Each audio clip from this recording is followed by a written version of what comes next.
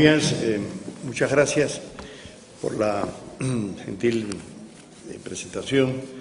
Realmente nos satisface mucho volver hacia unos 20 años que no volvíamos a Armenia y realmente pues es un agrado y quiero pues expresar mi agradecimiento a los directivos de esta Universidad del Quindío y en particular al profesor Oliverio por haber sido tan vehemente en la existencia. Efectivamente, desde el año pasado estábamos tratando y siempre habían algunas complicaciones de agenda, ¿no?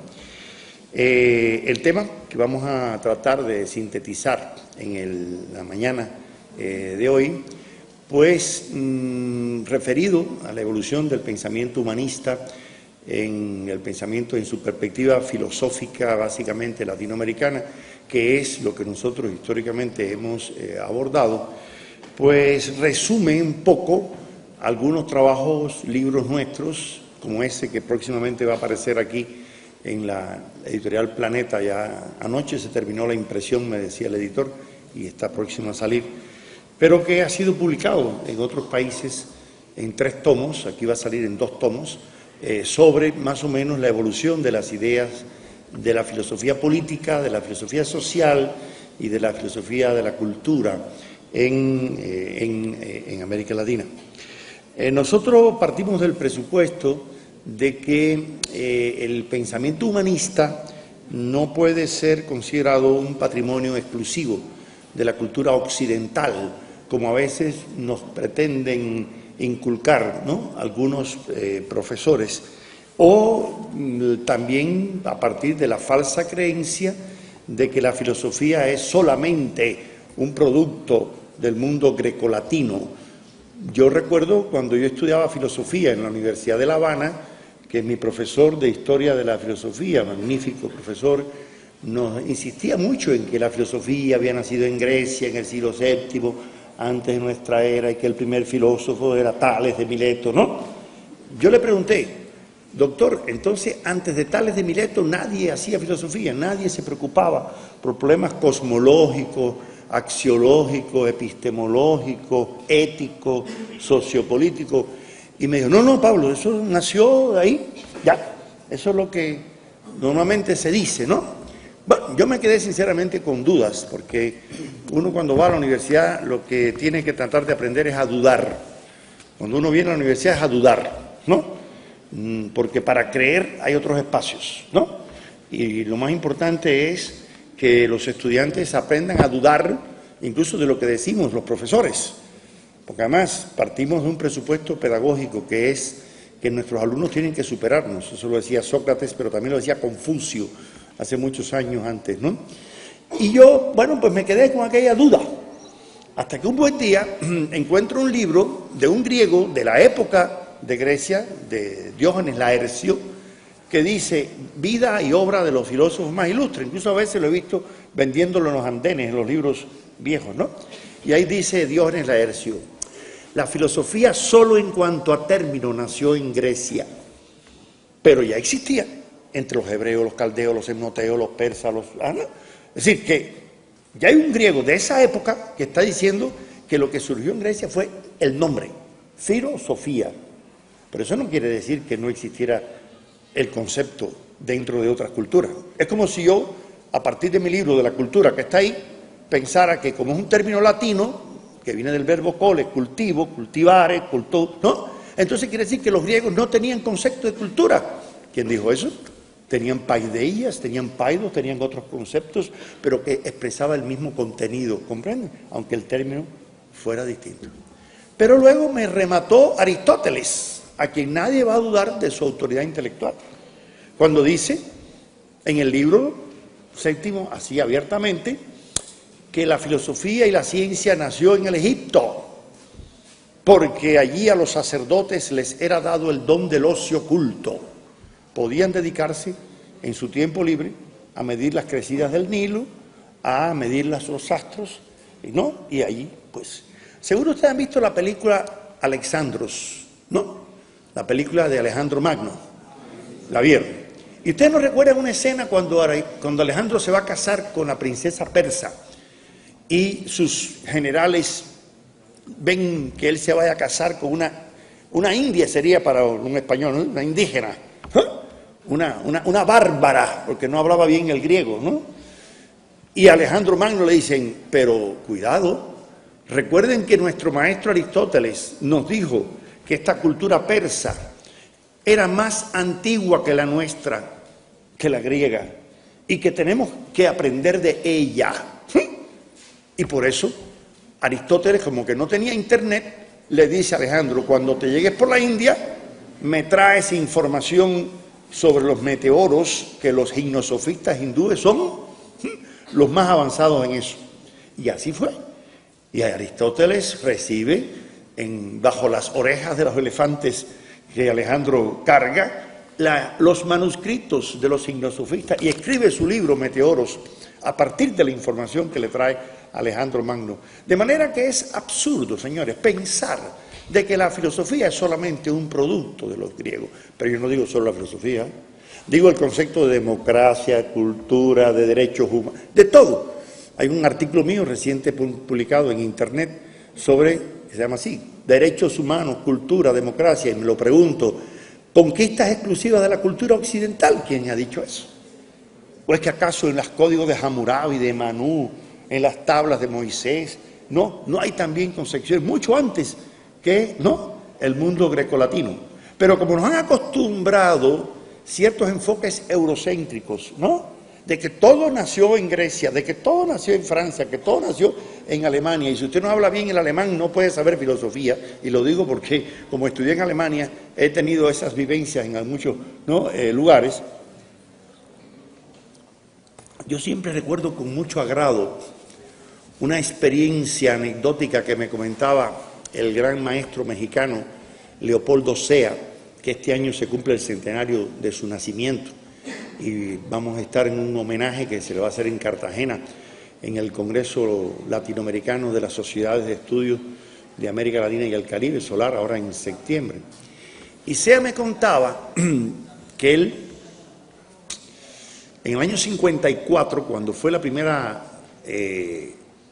reunión de la UNESCO, y le pidieron a todos los países de la UNESCO que llevaran alguna expresión de su cultura para dejarlo ahí en el Museo de las Culturas de la Humanidad en París, Los mexicanos cargaron con una cabezota olmeca enorme que pesaba toneladas. No había ni aviones en México para cargarlas, tuvieron que pedir un avión gringo para que llevara aquella cabeza olmeca, que es muy grande, y dejarla ahí está todavía, por supuesto, la cabeza olmeca. Y cuando estaban en el buffet, en el brindis, Sea era el asesor del ministro de Cultura de México. Y el ministro de Cultura de Francia se le acerca a saludar y le dice al ministro de Cultura de México, ustedes los mexicanos deben estar muy orgullosos de esa cultura olmeca o de la azteca en general, igual que nosotros los franceses estamos orgullosos de nuestros orígenes, de la cultura grecolatina. Sea me dice que él no se pudo aguantar y le dijo al ministro mexicano, por favor déjeme, yo le voy a responder. Y le dijo, mire, monsieur, nosotros los mexicanos somos más orgullosos que ustedes, los franceses, y tenemos razones para ser más orgullosos que ustedes, porque resulta que nosotros somos igual que ustedes, herederos de la cultura grecolatina. Mire, nos estamos comunicando en lenguas romances, lenguas latinas, el español, el francés. Nuestro derecho, nuestra filosofía, nuestra religiosidad, nuestro arte, nuestra arquitectura, todo tiene un origen grecolatino, pero tenemos una ventaja sobre ustedes. Además de ser herederos de la cultura grecolatina, nosotros somos también herederos, mire, de esa cultura olmeca que usted está viendo ahí, y de la cultura azteca, y de la inca, y de la maya, y de la chicha, pero no solamente de todas las culturas aztecas, también somos herederos de las culturas yoruba, abacuá, arará, que vinieron con los negros del África por los procesos transculturales, de la colonización. Y somos herederos también de las migraciones asiáticas, que llegaron a América y se han conformado en nuestra cultura, y de las culturas no solo aborígenes, sino también de las que se han ido interculturizando. De manera que nosotros tenemos razones para ser más orgullosos tal vez que algunos pueblos. Pero yo creo que el orgullo nunca es bueno. Yo creo que nosotros tenemos que sentirnos herederos de muchas culturas universales y también la reivindicación del humanismo y del pensamiento no puede ser exclusivo ni de los europeos, ni de los que hoy nos llamamos latinoamericanos, ni de los africanos, sino de todos los pueblos, porque todos los pueblos piensan y elaboran teorías, y elaboran conceptos, y elaboran ideas respecto a la conducción humana. Ahora bien, como creemos que la palabra humanismo viene de humanitas y es un término latín, y algunos piensan que es un término que es del Renacimiento para acá, caemos en el error de considerar que otras culturas, al margen de la occidental o antes de la cultura renacentista, no tuvieran un pensamiento filosófico, ¿no? Propiamente humanista. ¿Bien? Y esas visiones tan sesgadas, tan eurocéntricas, que no solamente quiero decirles, yo no diría que son solamente eurocéntricas, son anglo-francosajonas, casi más, ¿no? Porque los propios ingleses, franceses y alemanes han discriminado a latinos, a españoles, italianos y europo-orientales. No olviden que el gran Hegel decía que lo mismo Rusia que España y por supuesto América estaban fuera de la historia.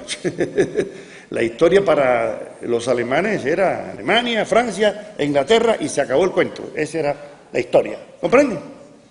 Y esa visión ha llevado a pensar a algunos, como el gran Martin Heidegger, el incalculable filósofo alemán, ¿no? Cuando los alumnos de Heidegger en Berlín, siendo el rector de la Universidad de Berlín en la época del nazismo, porque era un hombre vinculado al partido nazi, nadie lo puede negar, independientemente de sus cualidades magníficas como filósofos, ¿no? Que le llegaron y se le acercaron unos alumnos para invitar a un filósofo español como José Ortega y Gasset, el filósofo más reconocido de España, ¿no? De la primera mitad. Y Heidegger, con la autosuficiencia germánica, dijo, ¿cómo eso de filósofo español? No, hombre, no, eso no existe. España no puede dar filósofos, igual que Alemania no puede dar toreros. No, se acabó, ¿entiendes? Los españoles no pueden dar filósofos, ¿entiendes? Entonces imagínense qué papel nos tocaría a nosotros si ni siquiera reconocían a los españoles, ¿no? Como filósofos, ¿no es así? Y todavía lamentablemente hay quienes piensan que la filosofía solamente existe desde los Pirineos para arriba, ni siquiera de Lisboa, no, de Francia para allá, y cuidado, hasta el río Oder, porque ya Polonia, no, eso no, ni Rusia, no, ¿qué va a ser eso filosofía? ¿Comprenden? Y hay quienes todavía creen, por eso a mí me llamó la atención que Émile Breyer, un historiador francés de la filosofía, dice, en el primer tomo de su historia de la filosofía, deja así el desliz y dice, bueno, Confucio es una especie de Sócrates chino. ¿Comprende? Confucio es una especie de Sócrates chino. Bueno.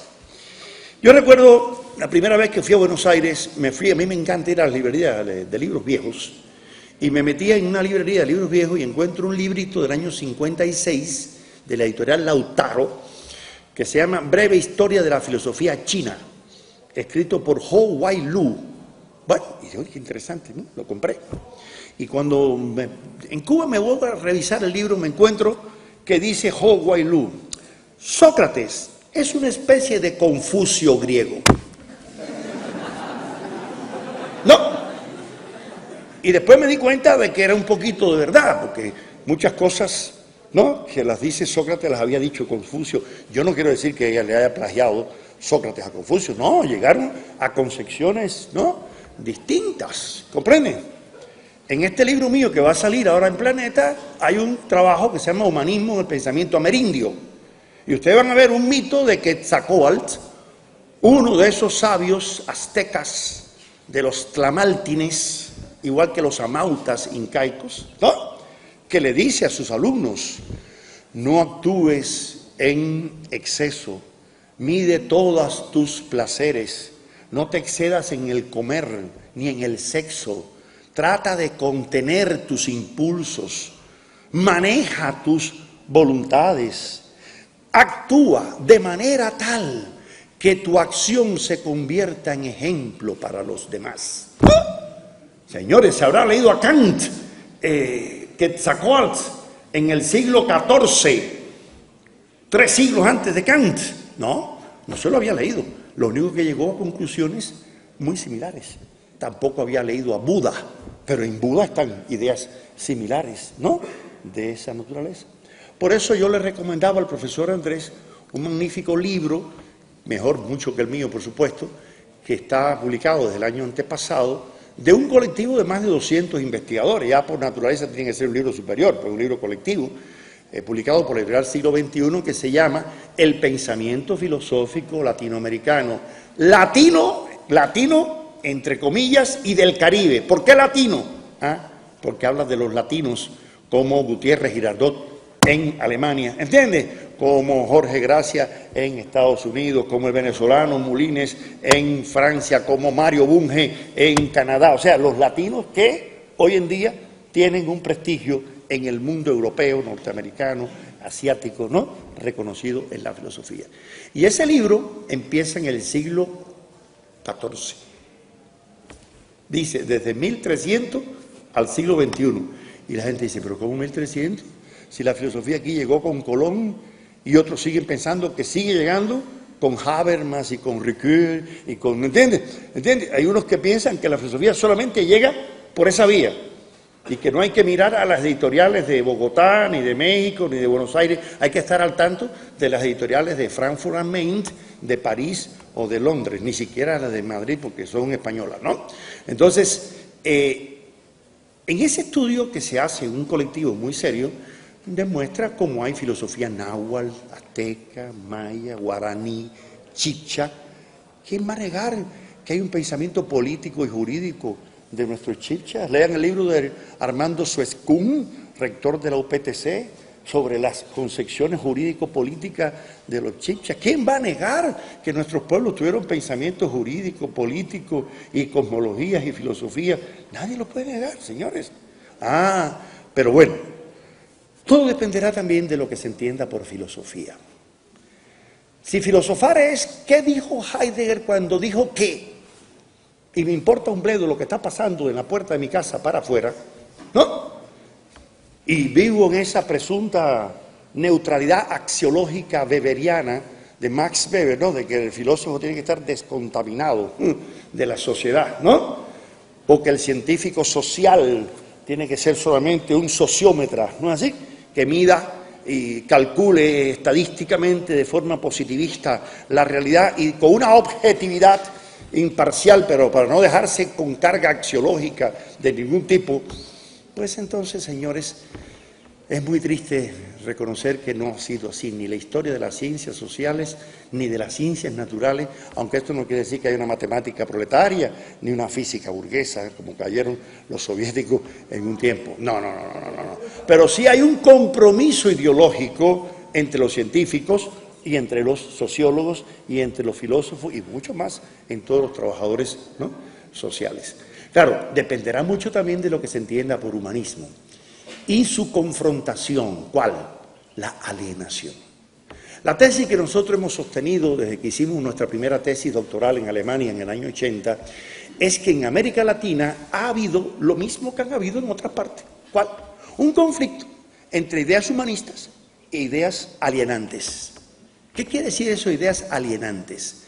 Esas ideas que atentan contra la condición humana. Precisamente el proyecto que dirigimos en la UNESCO y que está en Internet desde la Universidad de Georgia en Atlanta es la condición humana en el pensamiento latinoamericano del siglo XX. Y van a haber varios libros publicados, entre ellos 2 por la Universidad Javeriana, que el amigo Guillermo Hoyos nos apoyó y nos ha seguido apoyando en ese proyecto, que ya tiene más de 20 libros publicados en América Latina sobre la reflexión antropológica en el pensamiento, ¿no?, latinoamericano.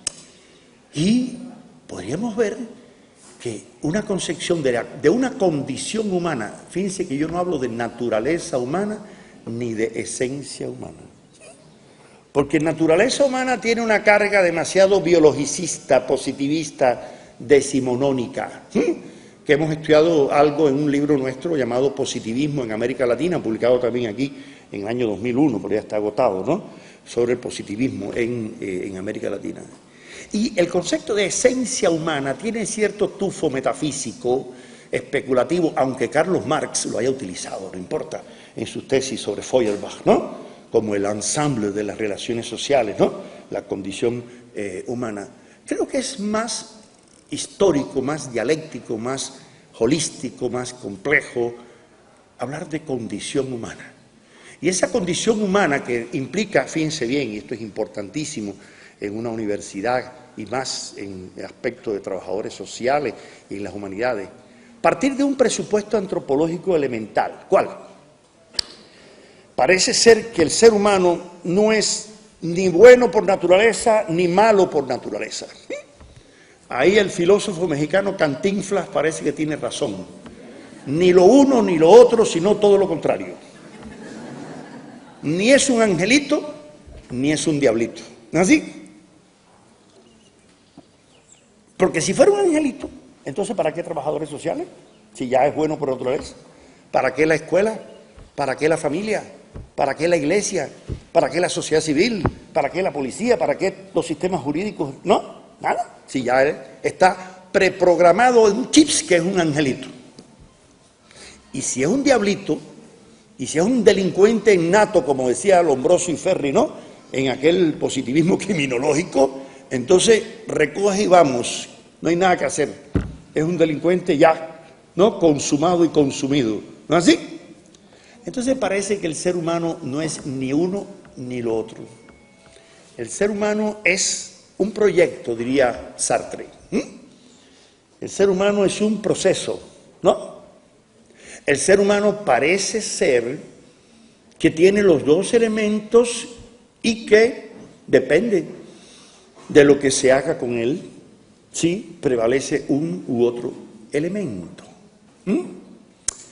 Cuando John Locke, allá en el siglo XVIII, decía que el ser humano es una tabula rasa al niño al nacer, que le impresionan las ideas, que llegan como la luz de la ventana, ¿no?, Marx le decía, cuidado, que esa tesis de que el hombre es un producto de las circunstancias olvida que el hombre es un ser que activa y modifica y es productor de sus circunstancias y no un ente pasivo que recibe aplastantemente el mundo de las circunstancias. Y por eso Marx insiste en que no, el ser humano crea su propia realidad, transforma su propia realidad. Y ese fue el defecto que tuvo todo el materialismo anterior, decía Marx, que era contemplativo, no veía el lado activo del sujeto. ¿Quién lo vio? Kant, Hegel, los grandes idealistas. Y Marx, con una honestidad tremenda, dijo, bueno, eso fue un mérito del idealismo filosófico, el lado activo del sujeto creativo, ¿no?, del conocimiento, ¿no?, y no esa pasividad típica del positivismo. El héroe nacional cubano José Martí, ese pensador que para mí no es cubano, es universal, y por eso cuando llegamos a Japón me llamó la atención que la traductora en una librería me dijo, mire, están las obras escogidas de José Martí en japonés. Yo, bueno, parece que algo tiene que decirle Martí a los japoneses cuando lo han traducido, ¿no? Y está traducido a más de 28 idiomas, entre ellos hasta el quechua, el aymara, el guaraní, ¿no?, lenguas aborígenes americanas. Martí dice, en un pequeño texto, el amigo Luis Toledo Sande, director de la revista Casa de las Américas, le llama el textículo de José Martí, porque tiene 6 páginas, nada más, y yo los invito a que busquen en internet ese textículo de José Martí, Nuestra América se llama, bien, tiene 6 páginas. Yo que tengo un libro escrito sobre Martí, acabo de verlo por ahí, lo tiene acá el profesor que está en la esquina, no es así, ni yo tengo ya ese libro, ¿no? Este es mi libro, miren, sobre Martí. Bueno, una rareza bibliográfica, porque ese lo publiqué en el 2003 y desapareció. Bueno, ahora se va a reeditar nuevamente en España. En ese libro, yo analizo las ideas filosóficas de Martí, su relación con el positivismo, el krausismo, etcétera, ¿no? Martí, en ese pequeño texto llamado Nuestra América, dice esta idea. Hay que cultivar en el hombre lo mejor, sino lo peor prevalece, ya que hasta en el más humilde ser descansa una fierecilla que se despierta sobre todo en las guerras. O sea, y por eso Martí dice, ser culto es el único modo de ser libre. Esa confianza que él tiene en la educación, en la cultura, ¿no?, en la conformación del ser humano, parte de un presupuesto antropológico. ¿Cuál? De que el hombre ni es malo ni es bueno. Es un ser humanizable, ¿entiendes? Es un ser perfectible. Y todos los que estamos aquí no somos más que expresiones de esa perfectibilidad incesante. ¿O es que nos vamos a creer que ya somos el non plus ultra de la evolución biológica, ético, político, jurídica y social de la humanidad? No. De manera que, a partir de ese presupuesto antropológico, nuestra idea del pensamiento humanista es todo aquel pensamiento que en cualquier parte, en la China, en África, entre los esquimales. Y pongo un ejemplo. Martí tiene un libro, o mejor dicho, una revista, leamos hoy, aunque después se publicó en forma de libro, que se llama La Edad de Oro. Eran revistas que él publicaba para niños en Estados Unidos. Y hay un artículo que también lo pueden encontrar en Internet. En Internet están todas las obras de Martí, libremente, La Edad de Oro. Se llama Historia de los hombres contadas por sus casas, ese artículo. Y es para niños de 7, 8, 9, 10 años. Con esa idea, Martí, ¿qué quería? Decía él, un beduino del desierto construye una tienda para protegerse de las ventiscas de la arena. Un indio en el Amazonas construye una vivienda en palafitos con una altura para que los crecidos no le lleven la casa. Un esquimal hace de hielo un iglú. Las casas son totalmente distintas, pero la inteligencia del hombre es igual en todas partes para enfrentarse a las adversidades del medio geográfico. Es decir, las obras son distintas, los productos son distintos, pero la inteligencia humana es igual. Y ese presupuesto antropológico martiano, claro, tiene una base ilustrada, una base incluso cartesiana. Renato Descartes dice, yo admiro cualidades de inteligencia en el vulgo. Y lo dice uno de los grandes filósofos y matemáticos franceses del siglo XVII. En el vulgo, quiere decir en el populacho, en la doxa, como dirían los griegos, ¿no? La opinión común. Yo siempre me acuerdo en el año, fue por allá por 84, estaba en México en la finca de un amigo, recogiendo restos precolombinos de flechas de obsidiana allí, que habían muchísimas, arando con un campesino analfabeto mexicano de la zona de Purépecha, y aquel indígena analfabeto, pero tan culto, porque se puede ser analfabeto y profundamente culto, como hay gente que son alfabetizados y son absolutamente incultos, me dijo, doctor, aquí en México todos somos iguales, pero habemos algunos más iguales que otros. ¿No? Y aquel campesino analfabeto no podía haberse leído La Granja, donde se habla de que hay animales más iguales que otros. ¿Entienden? Por su propia percepción de la realidad había llegado, ¿no?, a esa cosa. Y por eso yo lo cito al lado de Hegel, ¿no?, esa expresión de filosofía popular, como diría Antonio Gramsci. Nosotros hacemos una definición de humanismo como aquella concepción que implica la valoración de lo humano como un elemento supremo, pero ese humanismo nuestro, la occidental, tiene una carga muy fuerte. ¿Cuál? El antropocentrismo. Un antropocentrismo ecocida, que ha planteado, ¿no?, una subestimación de la naturaleza, y ya que el decano me invitaba a una visita al entorno, ¿no?, me pareció tan bello eso, ¿no? Miren, la cultura occidental, y tiene una raigambre greco-latina, y es más, judeocristiana, y está en la Biblia, parte de que el hombre tiene que someter a los animales, tiene que someter, ¿no?, a la naturaleza. ¿Es así? Francis Bacon, ¿qué dice en el Novum Organon? Primer párrafo, para empezar, para el abrebocas. El hombre, dueño y señor de la naturaleza, que ha de ponerla a sus pies para dominarla. Y mire lo que ha pasado con ese dominio de la naturaleza. En el año 88 fuimos a un congreso de filosofía en La Paz, en Bolivia, y estábamos allí discutiendo la racionalidad occidental frente a la racionalidad de los pueblos originarios de América. A mi lado estaba el filósofo peruano Francisco Miró Quesada, hoy con sus 92 años, cumbre de la filosofía latinoamericana contemporánea, y eso no se lo pone en duda ningún analítico, ni fenomenólogo, ni nadie, porque ha sido presidente de la Sociedad Mundial de Filosofía. El viejo Paco Miró Quesada, con más de 70 libros escritos de filosofía. Y a mi otro lado estaba el filósofo chileno Carlos Flores, y nosotros discutiendo la racionalidad y el logos y el patos y el etos, y cargando siempre de palabritas griegas, ¿no? Para chicanear, como dicen ustedes, ¿no? Y entonces, sí, y estábamos en ese, ¿no? Sí, en ese debate, ¿no es así?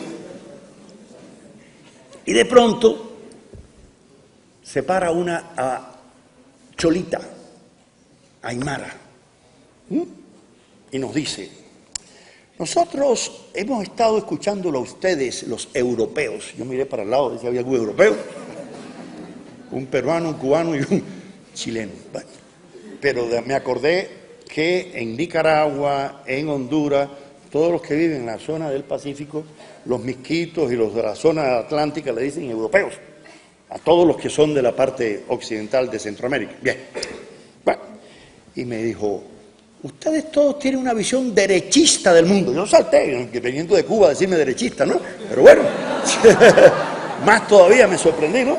Y dije, bueno, ¿qué vamos a hacer?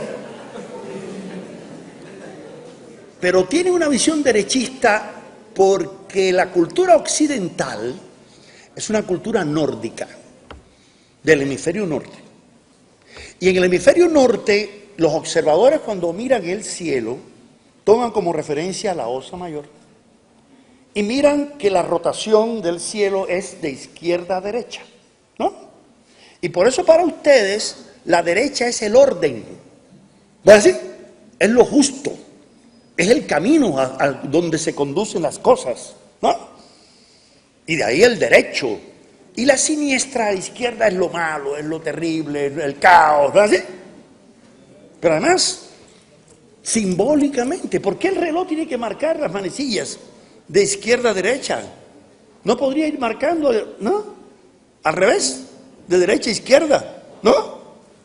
Es que hasta nuestra estética es derechista. ¿Sí? Dice, nosotros que estamos 2000 metros más cerca de las estrellas que los bogotanos, que están allá a 5000 metros, y vemos la Cruz del Sur, y vemos que el cielo no gira hacia la derecha, sino, claro, hacia la izquierda. Porque en el hemisferio sur estará el agua en el lavamanos, al revés. Por eso es que ustedes tienen una imagen invertida de todo. Ustedes creen que el hombre es el dueño y señor. No, señor, el hombre es el hijo de la Pachamama. Y el hijo que traiciona a la Pachamama está condenado a morir, porque el que asesina a su madre y comete ese madricidio está condenado a morir. Nosotros cuando vamos a matar un animal, primero vemos si ha cumplido el ciclo, si se ha reproducido, ¿no? Cuando vamos a cortar un árbol, vemos, sembramos 10 más, vemos si ese árbol ya está en su plenitud, ¿no? Ustedes no. Ustedes han destrozado el Amazonas y ahora andan corriendo. Se estaba convocando la cumbre de Río de Janeiro en 1991, ¿no? A ver si salvan al planeta Tierra. No, ya es tarde. Ya es tarde. La cultura occidental es una cultura antropocéntrica, ecocida, ¿no? Y es una cultura condenada a morir por no mantener una supervivencia, ¿no es así?, de los ecosistemas. Señores, no es una casualidad. La primera constitución en el mundo que se admite al derecho a la naturaleza es la boliviana, aprobada hace 3 años, y que Evo Morales presentó, ¿no es así?, en su intervención en la ONU. Es la primera constitución donde se habla de derecho de la naturaleza. Derecho de los árboles, derecho de los animales, derecho de las aguas, derecho, ¿entiendes? ¿Qué les parece?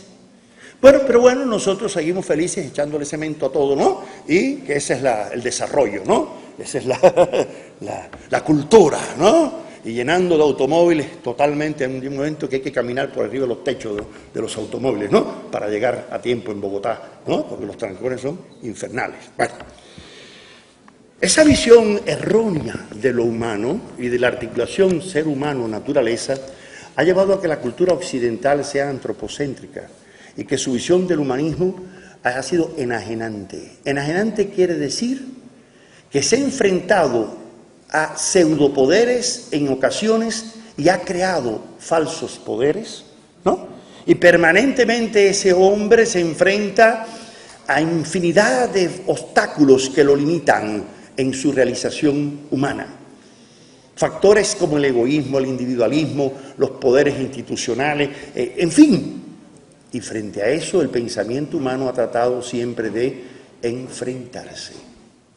Nosotros somos del criterio que el conflicto humanismo-alienación, entendiendo alienación como todo aquello que limita, frena, todo aquello que desvirtúa la potencialidad del humano, mientras que el humanismo implica una asunción, diría Esban Metzarov, este discípulo de Lukács en su libro sobre la alienación, mientras que el humanismo no reifica, de res en el latín quiere decir cosa, no cosifica, ¿no? Al contrario, en vez de cosificar, en vez de alienar, permite que el ser humano se encuentre a sí mismo en una relación orgánica con el mundo animal, con el mundo social, con el mundo cultural en un plano superior. Esa reificación o cosificación que el discípulo de Heidegger, Herbert Marcuse, supo magistralmente en su libro El hombre unidimensional observar, y sobre todo cuando llegó perseguido por los nazis a los Estados Unidos en 1939, cuando empezaba el boom de la automovilística norteamericana, porque en Europa en esa época los automóviles eran contados, pero ya empezaba el auge de la producción de la Ford en Estados Unidos. Y dijo Marcuse, en esta sociedad norteamericana, los hombres se miden y se valoran por la marca del automóvil y el año de fabricación, y las mujeres de la lavadora. O sea, ese factor, ¿no es así?, que tenemos arraigados en nuestra mente como un chips, eso es enajenación. ¿Cómo un profesor va a tener una flecha como esta en lugar de tener un BlackBerry? ¿No? ¿Entiendes? ¿Cómo va a andar en busetas y en Transmilenio en vez de tener un Mercedes-Benz o un... ¿Entiendes? Es valorar a las personas por las cosas, ¿entiendes?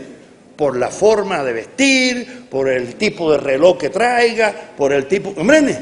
Eso se llama cosificación o reificación, que es lo mismo. Son formas de enajenación. Bueno, pues el pensamiento latinoamericano, desde sus primeras expresiones, comienza a tocar ese tema. ¿Qué les parece? Mire, hay mitos mayas en que hablan de cómo el hombre se convierte en esclavo del culto a los rubíes, a las esmeraldas, a las piedras preciosas, al oro. ¿Ya? ¿Se daban cuenta mayas, incas, aztecas, no es así? De cómo el egoísmo llevó a esos aspectos. Pero el humanismo en el pensamiento latinoamericano tiene un momento crucial para la historia de la humanidad. ¿Cuál? Ese encontronazo o tropezón que se produjo entre Europa y América. Yo no digo descubrimiento, porque no nos descubrieron, nos encubrieron. Y ahí coincido con el amigo Enrique Dussel. América fue encubierta, pero no creen que fue solamente América. No, señores. Miren, los portugueses cuando llegaron a Tumbuctú, en el reino de Mali, y se encontraron que los negros aquellos tenían hasta universidades, hasta centros de educación superior, ¿qué hicieron? Destruyeron la ciudad completa para esclavizar a los negros del África subsahariana. ¿Qué hicieron los Boers en lo que es hoy Namibia y Sudáfrica? Destruyeron las ciudades completas de aquellas culturas bosquimanas y aquellas, ¿no así? ¿Qué hicieron los ingleses en Ceilán, en la India, en Indochina? Destruyeron todos los templos aquellos, ¿no? Que hoy los vemos en ruina, ¿no? Arruinados. Pero ¿qué hicieron hoy? Que uno llega a Puebla y se sienta en el parque de Puebla y mira a la ermita de Cholula como si estuviera mirando la de Monserrate, ¿no? Y dice, oye, mira qué iglesia allá encima de la montaña. ¿Montaña? No, señor, eso no es una montaña, es una pirámide llena de tierra, de abajo arriba, como hay infinidad de pirámides cubiertas de tierra por los españoles. Usted llega al Zócalo de la Catedral de México y al lado van a ver cómo ya han ido quitando cada vez más adoquines y ahí está el templo mayor de los aztecas. ¿Comprende? Porque tenían necesidad de cubrir los valores de aquellas culturas. ¿Sí? Y por eso el llamado humanismo cristiano, que se presentaba como la salvación de aquellos pueblos salvajes, antropófagos, criminales, qué sé yo, pues tuvo una dicotomía.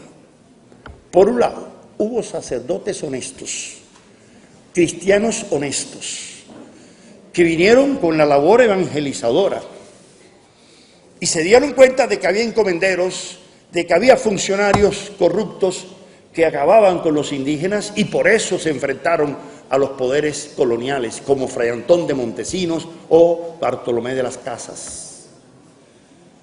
Señores, en 1510, un sacerdote dominico en la Española, discípulo de Francisco de Vitoria, el gran jurista de Salamanca, que fundamentó las tesis del derecho natural, del derecho internacional, del derecho de gente, dice, pero ¿con qué derecho venimos nosotros aquí a imponerle a estos pueblos nuestras ideas de propiedad, de familia y hasta nuestros dioses?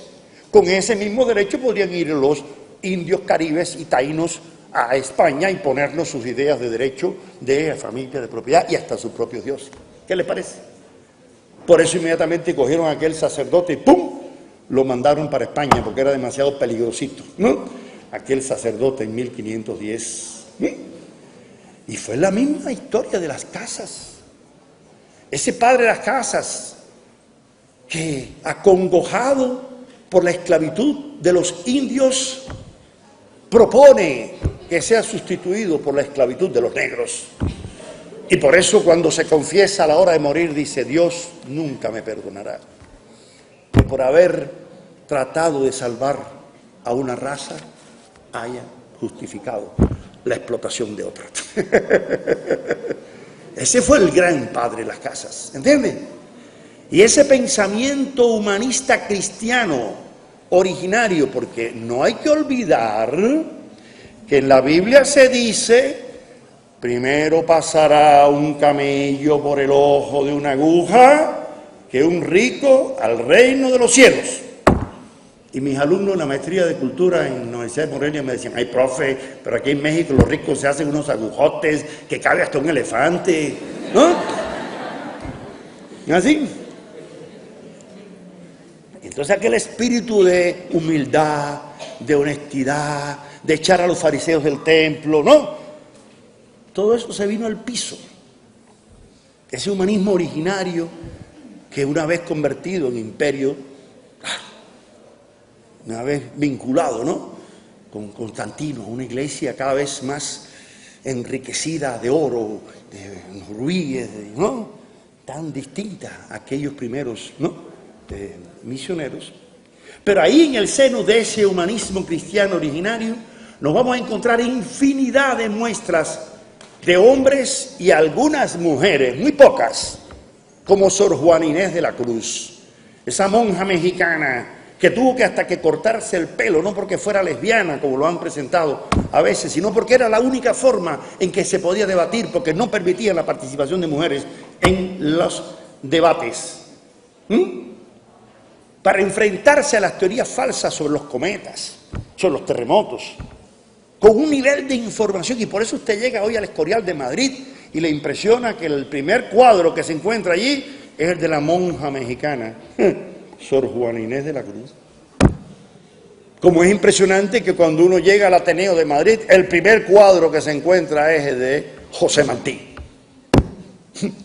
En eso los españoles son bastante orgullosos de lo que crearon, ¿no?, en América.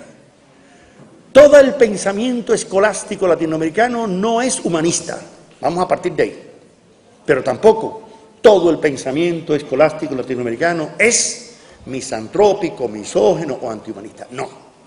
No vamos a construir ni una leyenda negra ni una leyenda rosa del pensamiento cristiano escolástico. ¿Está claro? Hubo de todo, como en la viña del Señor. Hubo quienes justificaron la dominación, hubo quienes justificaron la esclavitud de indios, de negros y de todo, pero también hubo quienes reivindicaron ese pensamiento. Y ese pensamiento humanista cristiano fue el que germinó en un pensamiento ilustrado, renovador, en los siglos XVII y XVIII, que fermentó después en el pensamiento independentista. No crean que Bolívar, San Martín son un producto simplemente de ideas europeas. No, señores. También fueron productos de hombres como Simón Rodríguez, el maestro de Bolívar, o como Andrés Bello. Y ahí tienen un ejemplo, el gran Andrés Bello. Me contaba Leopoldo Sea que su maestro José Gaos, quien fue rector de la Universidad Central de Madrid en la época de la República y tuvo que salir huyendo ante la represión de Franco, y no porque fuera comunista, sino porque era un demócrata, y sencillamente tuvieron que salir huyendo muchos intelectuales y científicos españoles, ¿no? Cuando llegó a México, Gaos, le dieron el libro Filosofía del Entendimiento Humano, de Andrés Bello. Cuando él se leyó aquel libro, Andrés Bello, el maestro de Bolívar, que había vivido 19 años y medio en Inglaterra, le faltó medio año para vivir, y que Bolívar, estando aquí, lo manda a buscar para que fuera ministro de Educación de la Gran Colombia. Qué lástima que no había internet. Le llegó tarde la carta, estaba ya en un barco llegando a Chile, porque los chilenos inteligentemente sí sabían quién era Andrés Bello. Y usted llega hoy a la avenida Bello en Santiago y lo primero que se va a impresionar es porque una estatua tan grande como yo no he visto en América, una estatua a ningún pensador, ni siquiera de Bolívar, tan grande como la que hay a la entrada de la puerta de la Universidad de Chile, en Santiago de Chile, en bronce, sentado allí, el rector perennis, quiere decir eterno, de la Universidad chilena, Andrés Bello. Pero no es suficiente. Entra usted al Paraninfo, abre la puerta y se va a encontrar otra estatua más grande todavía, dorada, como un gran Buda, de Andrés Bello. Y esa figura colosal no es por gusto. Es que José Gaos, cuando leyó la filosofía del entendimiento humano, dijo, pero qué lástima que este hombre haya nacido en Caracas, señores. Si en vez de haber nacido en Caracas, hubiera nacido en Manchester, en Liverpool, en una aldeíta cualquiera de Inglaterra, su nombre estaría al lado de John Locke, George Berkeley o David Hume. Pero se jodió, venezolano. No puede estar entre los clásicos del humanismo empirista, universal. Y yo digo, ya que nos impresiona tanto Voltaire y Montesquieu y Goethe o Humboldt, ¿qué tiene que envidiarle Bello, que se montaba con Humboldt en una canoa por el Orinoco buscando plantas y animales en expediciones botánicas similares a la de Mutis o de Caldas o de otros por acá? ¿Qué tiene que envidiarle el hombre que escribió la mejor gramática castellana para latinos, que hoy usted llega al CSIC de Madrid y le dicen, sigue siendo la de Andrés Bello, la mejor gramática castellana? Y aquí tiene que haber abogados. ¿De dónde se hizo el mejor código civil para toda América Latina? La hizo Andrés Bello, en Chile, y se la copiaron todos los países, incluyendo Colombia. El mejor código civil, ¿no? Como jurista. Entonces, ¿qué tiene que envidiarle un hombre que dejó 25 tomos de filosofía, filología, lingüística, derecho, a Voltaire, a Montesquieu, a Rousseau? Nada. Ah, pero es venezolano. ¿Entiendes? Ahí está el problema. Cuando ahorita el decano hablaba, yo me acordaba que en 1882 el puertorriqueño Eugenio María de Hostos publica la primera sociología en América Latina. Nadie lo conoce, porque todo el mundo está detrás de Ward, de Gidding, de Taine, de Max Weber, ¿no? Pero no saben, así, que hay un puertorriqueño que en 1882 publica un tratado de sociología. ¿Está claro? Como hay un cubano, como Enrique José Barona, que publica un tratado de psicología. Cuando ni siquiera existía Freud, cuando Wundt y Le Bon y tal. Es más, Le Bon tradujo a Barona al francés. Que un francés haya traducido a un cubano costeño, ¿no?, al francés para utilizarlo en Francia hasta los años 30. Eso es sospechoso, ¿no? ¿No es así? Sí, claro. Entonces, como hemos sido tan avergonzados siempre por nuestro malinchismo, como decía Octavio Paz, saben que la expresión viene de Malinche, la mujer de Hernán Cortés, ¿no?, el que le ayuda en la traducción, el control, pues esa vergüenza de que somos latinoamericanos, que somos indiecitos, que somos, ¿no? No, señores, nosotros tenemos mucho que orgullecernos de la construcción del pensamiento filosófico humanista latinoamericano. Un simple ejemplo, y lástima que no hay tiempo para detenernos en todo. En el siglo XVIII, los jesuitas mexicanos, Francisco Javier Alegre, Francisco Javier Clavijero, Andrés de Guevara, todos ellos desarrollaron una nueva corriente filosófica llamada electivismo, que no es eclecticismo, como algunos intentan confundir.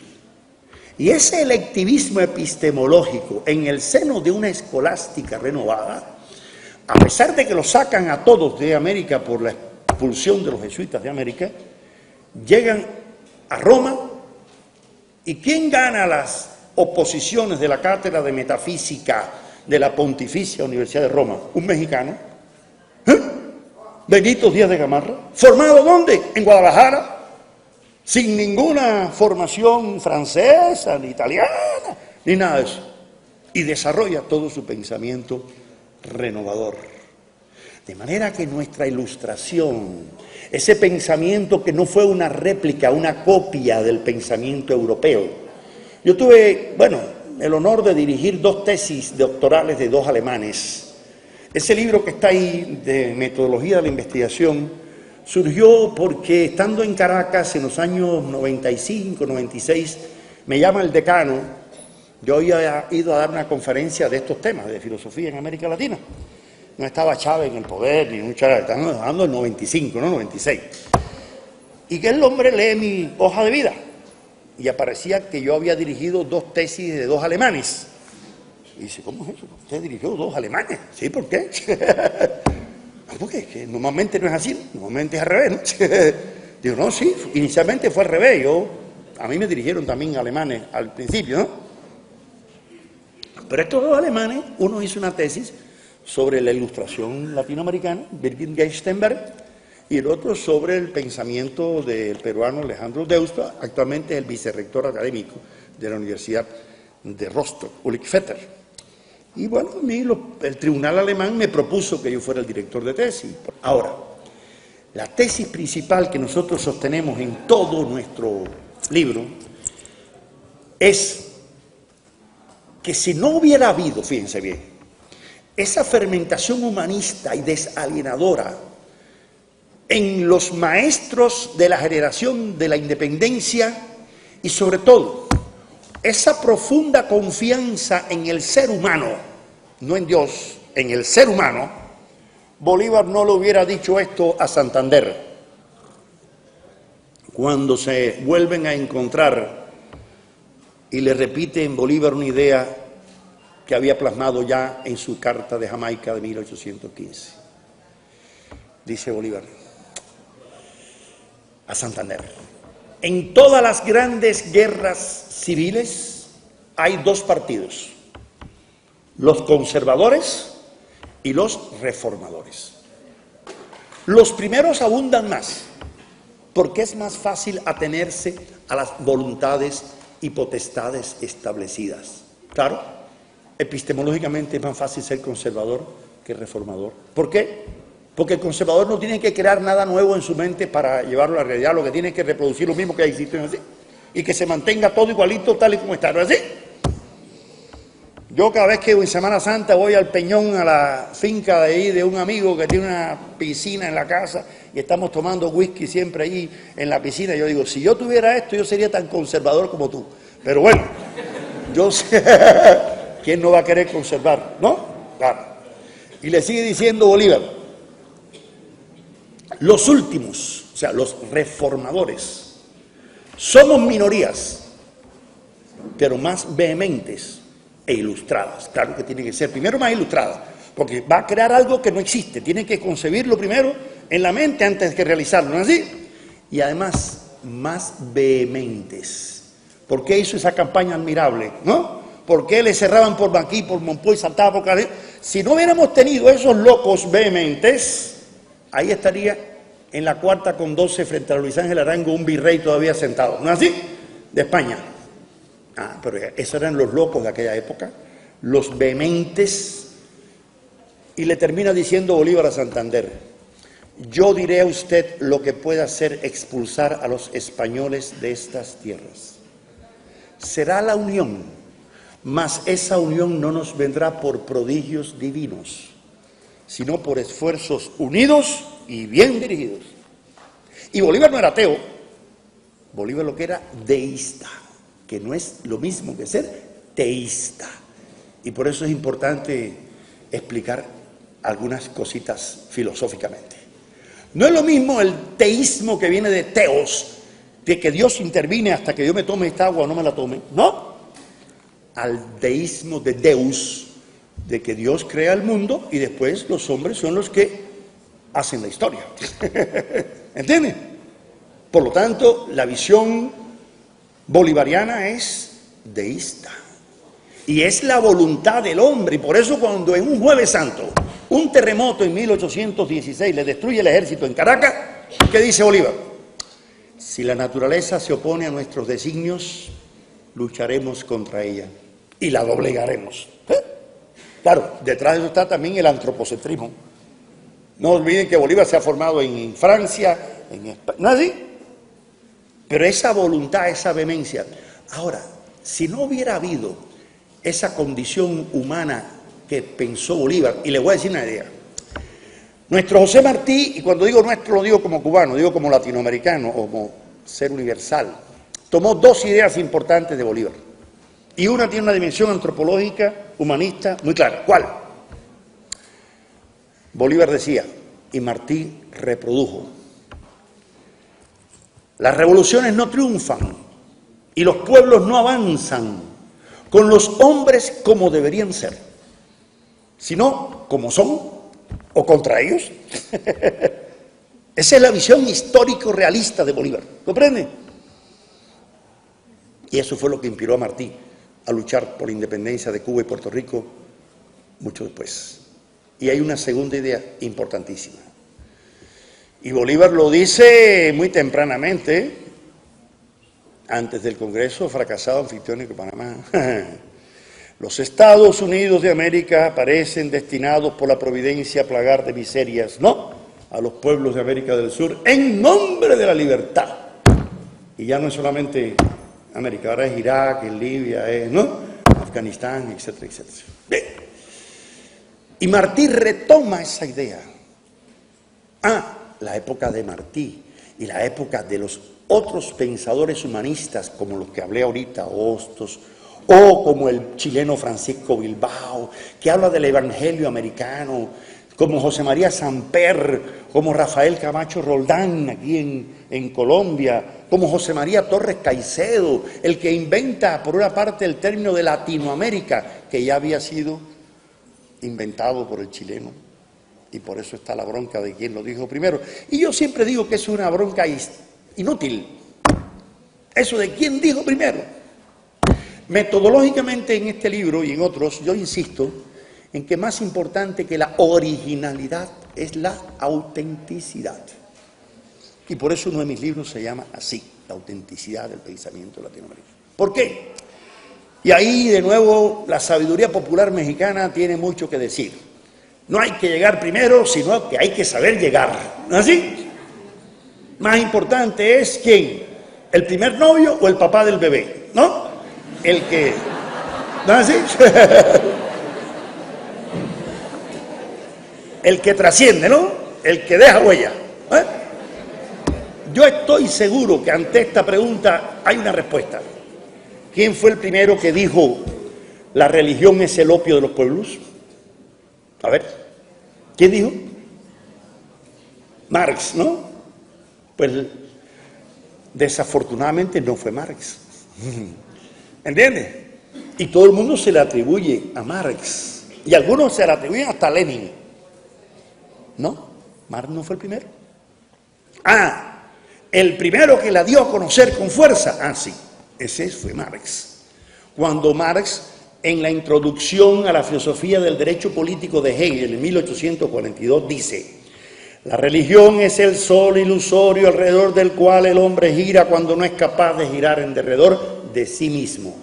Punto y seguido, se acaba la letra gótica script y pone en letra cursiva, porque en esa época no había norma APA para referenciar.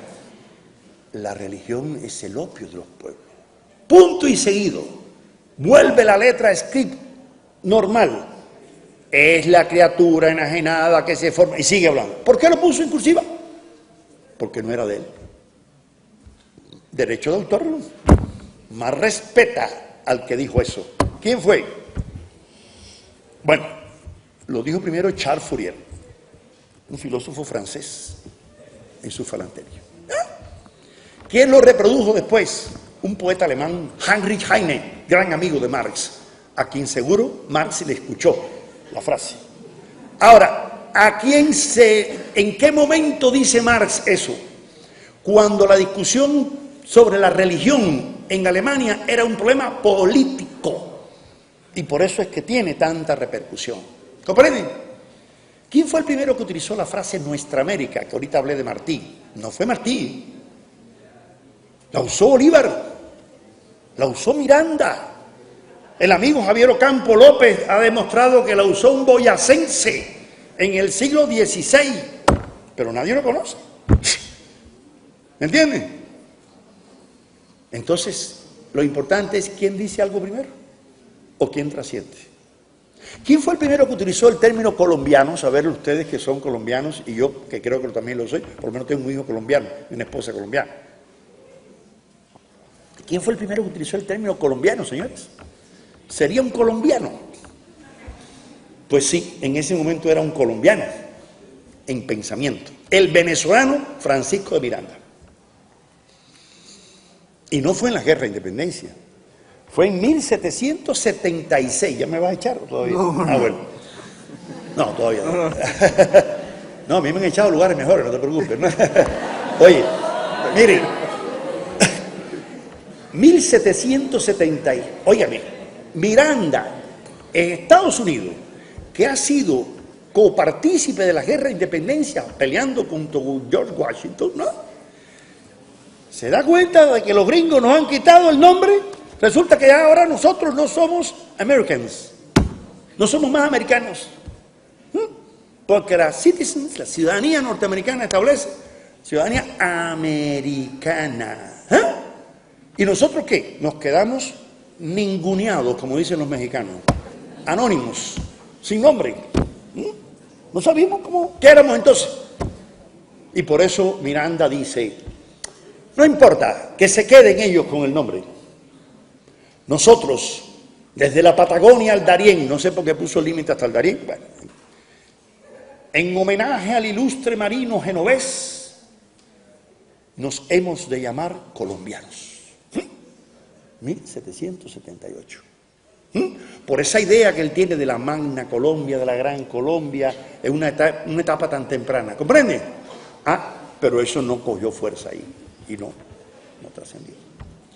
Ahora, el pensamiento humanista latinoamericano, no cabe la menor duda que alcanza su cristalización sublime en el pensamiento ilustrado, filosófico, de innumerables personalidades que desde la Patagonia hasta México va a encontrar figuras que defienden, por un lado, el sensualismo, o el empirismo, o el racionalismo. Hubo filósofos como Alfonso Briceño que formulan ideas existencialistas, señores, en Chile, en el siglo XVIII, mucho antes que Kierkegaard, mucho antes que Sartre o Heidegger. No, pero nadie le reconoce al chileno Briceño. ¿Comprenden? Hubo reflexiones epistemológicas nominalistas con independencia de muchas ideas que venían de Europa.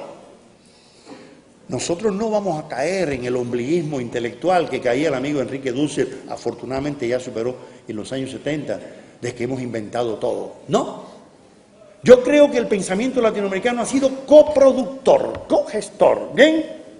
Y por eso creo que nuestro positivismo no fue réplica del europeo. Nuestro pensamiento marxista, nuestro pensamiento fenomenológico, nuestro pensamiento analítico, no ha sido simplemente una reproducción mimética, ¿no? Y han habido elementos renovadores. Y voy a leer germánicamente, porque esto sí lo aprendí con mis profesores alemanes, por eso siempre traigo todo escrito, ¿no? Las conclusiones, para darle la palabra a que ustedes puedan protestar y para cerrar esta conferencia. ¿Cuáles son, a mi juicio, las características fundamentales del pensamiento humanista y desalienador en el pensamiento latinoamericano? No solo de corrientes novedosas como una filosofía de la liberación, o una teología de la liberación, o una teoría de la dependencia en el plano sociológico y económico, sino en el plano específicamente filosófico, en el plano específicamente ético y jurídico. Primero, sostenemos que las ideas humanistas en América Latina, aun cuando se han desarrollado en el seno de una intelectualidad orgánica, diría Gramsci, sí, comprometida con su época y su entorno, no ha sido el producto de una autopoiesis abstracta, o sea, de una autocreación metafísica abstracta, no, ni tampoco academicista, aunque haya sido en algunas academias donde haya proliferado. Muchas veces la filosofía no se dieron en las universidades, se dieron en ambientes de abogados, de médicos, de juristas, ¿no es así?, de científicos naturales. Y ese pensamiento humanista se retroalimentó de las exigencias epocales, quiere decir, de las necesidades de cada momento histórico. Esa es la primera tesis que someto a la discusión de ustedes. La segunda, creemos que ese humanismo en el pensamiento latinoamericano se ha ido imbricando a las urgencias de determinado carácter y no de carácter exclusivamente ético o religioso, como algunos creen, sino que sus proyecciones pueden haber tenido una raigambre moral, pero siempre han rebasado las fronteras de lo moral. ¿Para qué? Para incluir al mundo de lo político. Por eso uno de los primeros que utilizó el término filosofía americana, cuando no estaba acuñado el de latinoamericana todavía, porque el concepto de Latinoamérica surge a mediados del siglo pasado. Recuerden que cuando nos quedamos sin nombres, había que buscar un nombre. Bolívar incluso llegó a decir la América antes española, para referirse, ¿no?, a nuestra América. Bolívar no utilizó el concepto de Latinoamérica, América Latina, ni Iberoamérica. Y los españoles, cuando perdieron casi todo, dijeron, bueno, vamos a conservar por lo menos el nombre, Hispanoamérica. Vamos a llamarle a esas repúblicas hispanoamericanas. Pero protestaron los brasileños y los portugueses. Y dijeron, ¿y nosotros qué? ¿Cómo vamos en ese cuento? Ah, no, entonces Iberoamérica. Pero ya los gringos, desde la doctrina Monroe, habían creado el de Pan American. ¿Así? La América for Americans, ¿no? Yo recuerdo en el 89 fui a un congreso al Paso, Ciudad Juárez, y iba yo con dos periodistas chicanos, ciudadanos norteamericanos, pero con caras de indiecitos chicanos a 3 kilómetros. Y me dijeron, Pablo, tú vas a ver que cuando lleguemos ahí al Paso de la frontera, a ti no te van a mirar la cara de gringo esa que tienes ni para escupirte. Tú pasas. Y si te preguntan, tú lo único que tienes que decir en buen inglés, I'm American.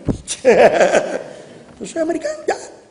No te piden pasaporte. Efectivamente, así fue. Y nosotros, que somos ciudadanos norteamericanos, mira, nos van a revisar hasta los calzoncillos. Y así fue. ¿Entiendes? Y eso pasó hace 20 y pico de años. ¿Qué pasará hoy en Arizona con las leyes, ¿no?, racistas que están pasando? Bueno. Otra conclusión. En primer lugar, el carácter histórico condicionado de las diversas expresiones del humanismo latinoamericano ha dado lugar a que se haya desempeñado el lado activo, práctico, de ese humanismo en la preparación ideológica de las transformaciones sociales que se han dado históricamente en los últimos años. Y por eso yo creo, y ahí sí coincido con el que me estudia en ese libro que hice referencia, que es un colombiano, por cierto, Carlos Rojas Osorio, desde Puerto Rico, que dice que yo insisto en el carácter contrahegemónico y desalienador del pensamiento latinoamericano. Sí, yo sí creo que el pensamiento latinoamericano ha sido un pensamiento evidentemente contrahegemónico, un pensamiento contestatario. Primero frente al poder colonial español, después frente al imperialismo norteamericano, frente a las nuevas formas de poder, ¿no?, y de enajenación, y frente a las nuevas formas de metafísica, de pensamiento especulativo. Creo que sí, ahí me estudia bastante bien. Otra conclusión. Creo que los valores principales exaltados desde los pueblos amerindios hasta la actualidad, como honor ante el trabajo, ante la sabiduría, el desinterés, amor a la familia, a la comunidad, el respeto a las tradiciones, a la laboriosidad humana, todos han sido elementos consustanciales a la construcción del humanismo práctico que es común, no en todos, pero sí en algunos autores latinoamericanos. ¿Y quiénes son esos autores de humanismo práctico?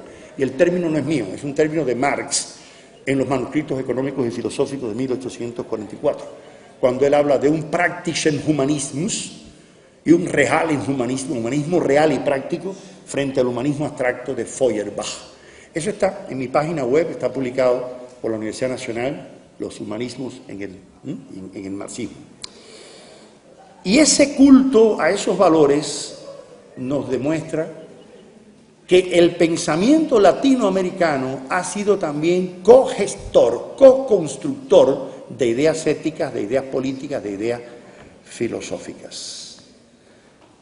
Sostenemos también que la catástrofe ética producida por el desencubrimiento, porque para los europeos fue descubrimiento, para nosotros fue encubrimiento, dio lugar a que los valores de los pueblos que llegaban y los valores de los pueblos que aquí estaban entraran en un proceso que el antropólogo cubano Fernando Ortiz llamó transculturación, y que tuvo que estar 20 años fajado con Malinowski para que le reconocieran, porque era cubano, que era un concepto mejor que acculturation, ¿no?, o inculturation, O sea, que el concepto de transculturación es superior al de aculturación o el de inculturación.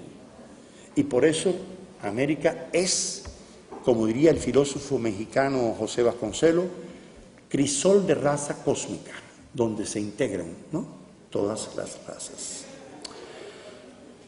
Creo, y es la tesis principal que sostengo en el libro próximo a aparecer en Planeta, que el ser humano ha sido visto en América Latina como un ser perfectible, humanizable, evolucionado y en permanente evolución. Y creo que aunque la ética cristiana ha sido un elemento importantísimo en la conformación de los valores de ese humanismo, no es el único. Y hay valores de las comunidades indígenas, y hay valores de las comunidades afrodescendientes, y hay valores de todas las influencias orientales y de otras etnias que han conformado ese crisol de raza cósmica. Y creo también que las ideas humanistas de América Latina han partido de un presupuesto. ¿Cuál? Que los errores humanos, como son producto de un ser humano perfectible, pues pueden ser enriquecidos y pueden ser renovados y pueden ser perfeccionados. Es decir, que no estamos fatalmente condenados a ser indiecitos, cholitos, criollitos, guajiritos, campesinitos, ¿no? Como a veces nos quiere ver. Y que el protagonismo de los pueblos latinoamericanos, y sobre todo, creo que ese protagonismo se ha presentado con mucha fuerza en los últimos años, cuando un proceso de integración latinoamericana, por primera vez, sin la presencia de los Estados Unidos, como la reunión de diciembre pasado en Caracas y la conformación de la Comunidad de Estados de América Latina y del Caribe, demuestra el nuevo protagonismo de esta América Latina para el mundo contemporáneo, como en un libro que presentábamos anoche en la Universidad Católica de esta misma colección de Planeta lo demuestra. De manera que, para cerrar, hay un elemento utópico. ¿Qué quiere decir utópico? Bueno, que no ha existido en ninguna parte, como el término utopía,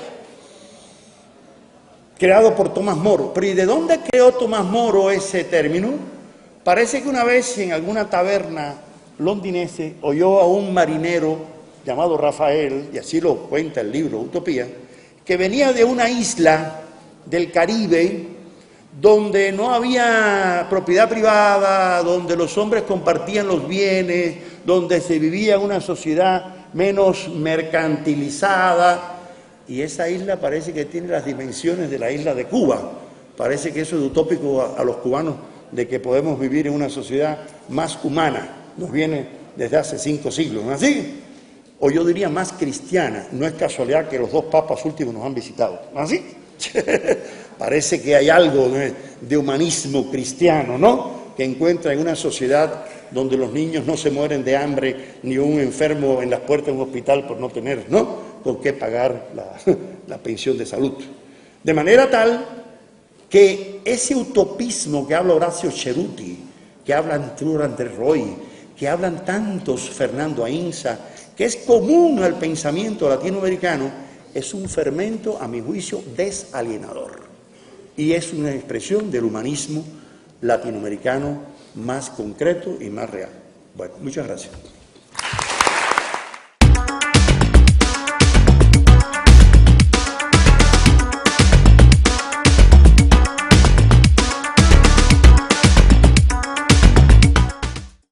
Creo que la tendencia, incluso, les voy a decir, hasta los positivistas nuestros, eso que yo he llamado positivistas sui generis, evitaron el racismo inspirado del social darwinismo anglosajón. Fíjense, qué interesante.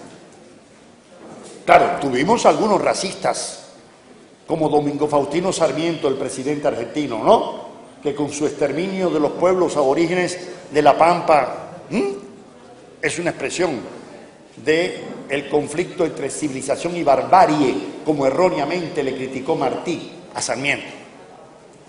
Tuvimos racistas como el escritor boliviano Alcides Arguedas, en su Pueblo enfermo y raza de bronce, que deplora a los indios como ineptos, incapaces, tontos, ladinos, bueno, todo lo contrario. Y tuvimos, y los tenemos aún, ejemplares de la nordomanía, como diría el escritor uruguayo José Enrique Rodó, de pensar que todo lo bueno viene del norte, nordomanía, de que toda la superioridad de la cultura viene de los países rubios de ojos verdes, y les voy a hacer una anécdota. Cuando yo estudiaba filosofía en Alemania, teníamos un magnífico profesor de historia antigua que nos llevaba mucho a ver películas para ambientarnos. Cuando estábamos estudiando Roma y el Imperio Romano, ¿no?, nos llevó a ver la película Espartaco. Yo no sé si ustedes han visto esa película norteamericana de los años 50, ¿no es así? En que el protagonista de Espartaco es Kirk Douglas, un rubio, un gringo, ¿no?, blanco, de ojos verdes, ¿no es así? Ahí trabaja Tony Curtis también y otros artistas, ¿no?, famosos norteamericanos, uno de los clásicos del cine de la época de oro del cine de Hollywood. Si recuerdan esa película, hay un solo negro esclavo, un etíope con un tridente que lucha y lógicamente matan al negro, porque es una película norteamericana, ¿no? ¿Bien? Bueno, pues, un amigo mío alemán al lado me dice, oye, Paulchen, porque a mí me decían en Alemania Pablito, los alemanes. Oye, esa película está equivocada. Digo, ¿por qué, Wolfgang? Pero tú no has visto que todos los esclavos son rubios. Digo, ¿y qué? Tú eres tan estúpido y tan ignorante que no te das cuenta que en la época del Imperio Romano ustedes, los alemanes, eran los esclavos. ¿Tú no sabías que ustedes eran los esclavos? Ustedes eran los bárbaros en esa época, mi hermano. Los godos, los germanos, los ostrogodos, los vándalos, los visigodos, ¿no es así? Los francos, eran los esclavos. Y nosotros, cuando aquello tenía un pelo negro, que era una maravilla, ¿no? Los trigueños, los latinos, los del Lacio, vivíamos y nos bañábamos en leche de cabra, en tinas de mármol de Carrara. Y ustedes no se bañaban igual que ahora. Porque los alemanes se bañan los sábados nada más, ¿no? Bueno. Y teníamos prostíbulos como los de Pompeya, que usted se impresiona cuando ve aquellos cuadros eróticos mejor que los burdeles de la 13 con 24 en Bogotá, ¿no? Cosa esa impresionante, ¿no? Y vivíamos en un mundo de un lujo y de un placer y de perfumes, ¿no así? Porque éramos los pueblos dominantes. ¿O qué tú crees? ¿Que siempre han sido rubios de ojos verdes los que han dominado la historia de la humanidad? Y cuesta un trabajo que una negra salga Miss Universo, porque para ser bella tiene que ser Brigitte Bardot o Marilyn Monroe, ¿no así? Usted llegaba ante a Bolivia y encendía el televisor y parecía que estaba en Suecia. No aparecía una cholita nunca en la televisión. Todas eran monas, como dicen ustedes, ¿no? Anunciando cervezas, pero no había una chola, una india. Hoy no, hoy Bolivia tiene otra imagen de sus propias, ¿no?, mujeres. Pero es que esa es la visión. Ahora, yo sí creo, Oliverio, que hay una cuestión. Yo creo que el pensamiento latinoamericano humanista hoy en día se caracteriza. Puede haber alguna interculturalidad, como diría el amigo Raúl Fornero Betancourt. Pero a mí me parece que más que lo que hay es transculturalidad, utilizando el término de Fernando Ortiz. ¿Por qué? Porque yo me siento a veces aquí como si estuviera en mi propia tierra, y ustedes cuando van a la mía se sienten igual. ¿No es así? Hay más elementos que nos unen que los diferencia. Y yo creo que la construcción de lo latinoamericano es un proceso de transculturación más que de inter.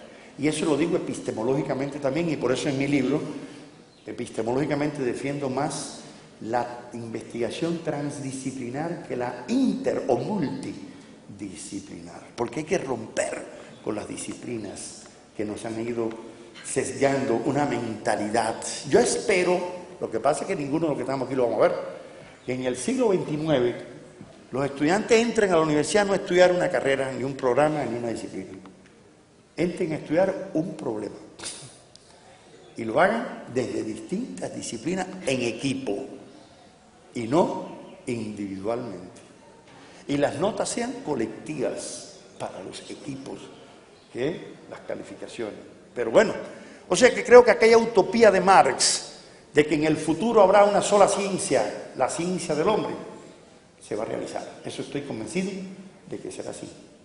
De la misma forma que creo que la interculturalidad quedará superada por la transculturalidad, y no solamente latinoamericana, y ahí creo que Kant tendría un poquito de razón.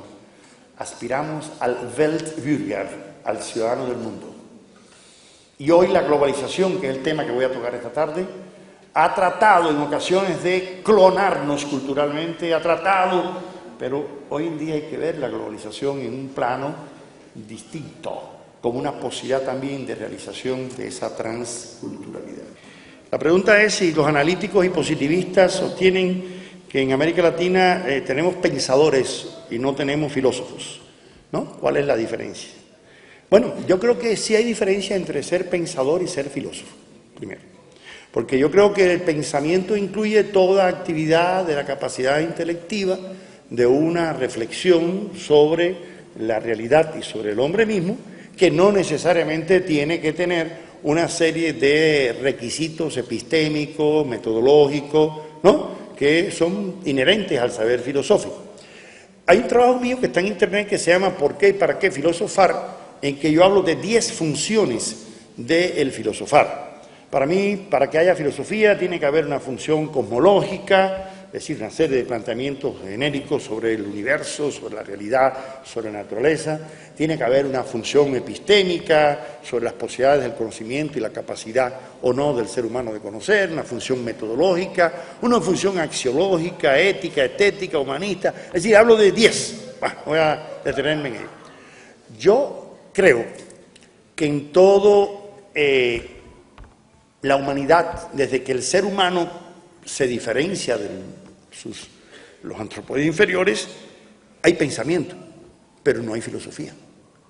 Yo no creo que la filosofía sea natural al ser humano, no. Yo creo que la filosofía exige un nivel, primero, lingüístico, comunicativo. Para que haya filosofía tiene que haber un desarrollo del pensamiento abstracto en la capacidad comunicativa, lingüística, ¿no?, en que el ser humano pueda conceptualizar. Segundo, tiene que haber un cuestionamiento crítico de los instrumentos mismos del pensamiento para que haya filosofía. Por eso sí coincido con Émile Breyer cuando él dice que la filosofía surge cuando allí los hijos se cuestionan la fe de sus padres. Es decir, una cosa es la fe, yo respeto mucho porque tengo una mamá muy religiosa y yo también lo fui durante mucho tiempo, y cada vez que voy a coger un avión me tengo que sentar para que mi mamá me haga el esbo.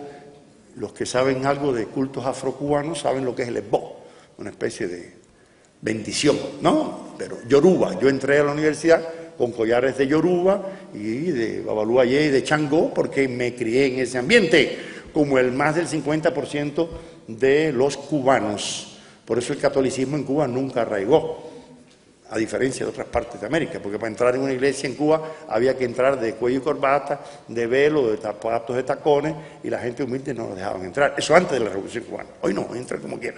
¿Me entienden? Entonces, pero lo importante es que una cosa es la fe y otra cosa es la racionalidad. Por lo tanto, la filosofía exige un nivel de racionalidad.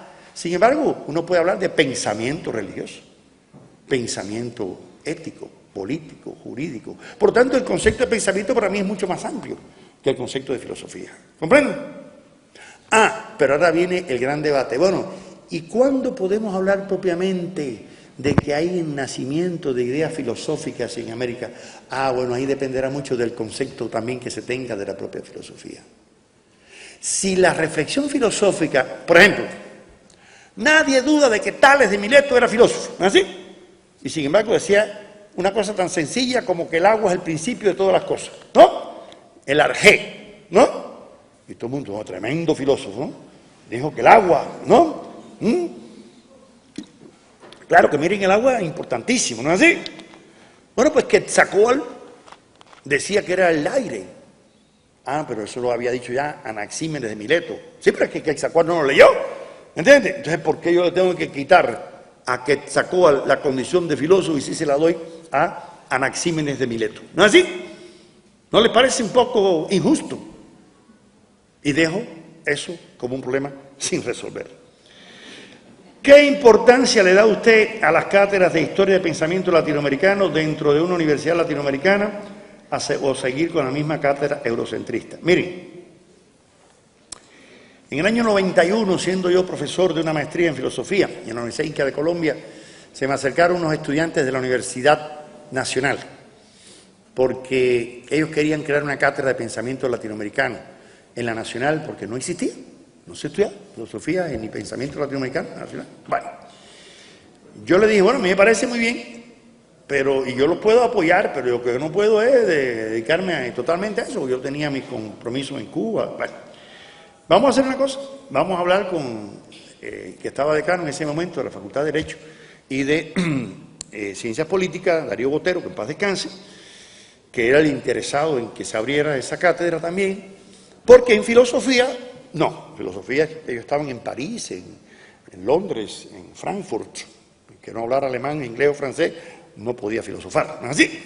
Entonces, no, la filosofía es otro tipo de discurso. Bueno, recuerdo que en aquel momento me invitó a almorzar Rubén Sierra Mejía, este amigo de formación analítica, ¿no? Muy sólida, y me dijo, Pablo, para mí la filosofía latinoamericana eso no existe. Además, no me lo dijo, está publicado en un libro de él, ¿no? Se llama Filosofía Analítica. En la primera página lo dice, ¿no es así? Bueno, yo seguí los años, les dije a los jóvenes, miren, vamos a proponer un convenio, estaban Tanas Moco de rector, vino mi rector, se firmó el convenio, abrimos la cátedra de pensamiento filosófico, filosofía política en América Latina. Bien, empezamos en 93. Empezamos con 40 alumnos. Eso fue una electiva, llamaban curso de contexto. Bueno, al poco tiempo, los alumnos de otras carreras, entre ellos de filosofía también, sociología, pero además de medicina, de agronomía, de química, querían venir a estudiar y pidieron que se ampliara la matrícula. 80, bueno, 80. Luego, no, 150, ya no cabían en el Camilo Torres, no, era una cosa, ¿va? Y la daba entre varios profesores, ¿no? Yo, eran Darío, Rubén Jaramillo, y pedimos a Germán Martínez Argote que viniera de la Santo Tomás a apoyarnos, vinieron varios a ver. Al poco tiempo me dice Rubén, oye, abrí un grupo de investigación sobre filosofía colombiana. Digo, ¿cómo? Y ahí está, existiendo la cátedra de filosofía colombiana dirigida por el prestigioso profesor analítico Rubén Sierra Mejía. Y ya tiene varios libros publicados. ¿No es así? Bueno. Yo sentí un orgullo tan grande que los colombianos se estudiaran a sí mismos, ¿no es así? Y que no fueran solamente 2 o 3 españoles que vinieran a inculcarles, ¿no? Porque fueron Luis José González Álvarez, Zabarza, a decir, señores, pero estudiense ustedes mismos, ¿entienden? Bien, bueno. Hoy en día esa cátedra se mantiene, existe, yo he tenido que asumirla solo, en este momento la estoy dirigiendo yo solo en la Universidad Nacional, porque Darío, como saben, paz descanse, falleció. Germán se regresó a España, bueno, me dejaron solo, pero yo sigo ahí. Y mientras hay estudiantes, ahí estaré, creando. Ustedes no se imaginan la gratitud que tienen los estudiantes, que me los encuentro a veces donde quiera por ahí, ¿no? De haber por lo menos tenido una pequeña información. Y ahora viene la otra pregunta. ¿De qué sirve eso? ¿Para qué sirve estudiar el pensamiento en América Latina? Es otra pregunta, ¿no? Bueno, pues yo diría que sirve tanto como para saber lo que han pensado los franceses, los ingleses, los alemanes, los españoles, ¿no? De los grandes problemas cosmológicos, epistemológicos, éticos. Porque yo sí creo una cosa, yo no creo que nosotros debemos construir solamente un objeto exclusivo que sea el pensamiento latinoamericano, no. Yo creo que el pensamiento latinoamericano, como dije una vez, tiene que nutrirse de todo lo mejor que ha creado el pensamiento universal. Ya venga del Asia, de la África, de Europa, de lo que sea, ¿no es así? Pero con los pies en la tierra y el corazón en el pueblo. O sea, en función de su praxis, de un compromiso, de su autenticidad. Bien, y si yo siento orgullo por un Andrés Bello venezolano, como lo puede sentir un gringo sobre Emerson, ¿no es así? O un alemán sobre Goethe o Marx. Yo recuerdo que cuando cayó el muro de Berlín y se empezaron a tumbar todas las estatuas, Yo llegué a Berlín invitado a un congreso sobre historia del pensamiento marxista, en un diccionario en 15 tomos que están haciendo los alemanes sobre el marxismo, ¿no? Y recuerdo que en esos días se presentaba mi libro en la Nacional de Positivismo en América Latina, y dice el amigo Darío Botero: Pablo ha hecho un estudio muy interesante del positivismo, pero qué lástima que lo hizo desde esa filosofía marxista mandada a recoger, ¿no?, desde el siglo XIX. Yo me reí muchísimo, ¿no? Primero porque ustedes saben que el propio Marx no le gustaba mucho que le dijeran marxista. Una periodista una vez le preguntó: ¿Are you a Marxist? En inglés, en una entrevista para un periódico norteamericano, el New York Daily Tribune, antecesor del New York Times. Y Marx le respondió en francés: Je suis que je ne sais pas les marxistes. Lo único que sé es que yo no soy marxista. Marx. ¿Cómo es eso? Así. ¿Quiénes son los marxistas?, le preguntó la hija de Marx, casada con el cubano Pablo Lafargue, aquel cubano nacido de un francés y una santiaguera de Santiago de Cuba, que su padre se le llevó a Toulouse a estudiar medicina, y allí, vinculado a la juventud socialista marxista francesa, le escribió una carta a Marx, al poco tiempo que quería conocerlo personalmente, y Marx le dijo que fuera a Manchester, y fue. Al poco tiempo Marx le escribió una carta a su amigo Federico Engels, y le decía: este cubano francés mezclado, así le decía Marx a Michel, mezclado, ¿no?, me dijo que venía enamorado de mis ideas y terminó enamorado de mi hija. Y se casó con la hija de Marx. Y tuvieron una vida muy bella y terminó con un pacto de amor y muerte. Se suicidaron a los 70 años los dos, en 1914. Después de haber tenido una vida esplendorosa. Y Pablo Lafargue cuando era cubano, después Paul Lafargue. Paul Lafargue, un día se le aparece al viejo moro, como él le decía, porque en Cuba a los judíos, y Marx era judío, y a los árabes se le dice moros, ¿no?, de la época aquella de España. Y le dijo: moro, porque Marx lo trataba a él despectivamente, le decía el mezclado, a Michel, ¿no? Se trataban suegro y yerno bastante tenso. Además, imagínate un judío, tener un costeño de yerno. Marx estaba muy fracasado, muy frustrado con el amorío de su hija, ¿no? Y se le aparece un día el cubano con un manuscrito: moro, aquí tengo mi primer libro. El derecho a la pereza o al ocio. Marx se molestó porque es una falta de respeto. ¿Cómo es eso, no? Yo, no, espérate. Tú no dices que tú estás luchando por la clase obrera para que tenga más tiempo libre y disminuir la jornada de trabajo para que puedan dedicarse a la política y a la filosofía y al arte y a recuperar. Bueno, eso es lo que digo yo en mi libro.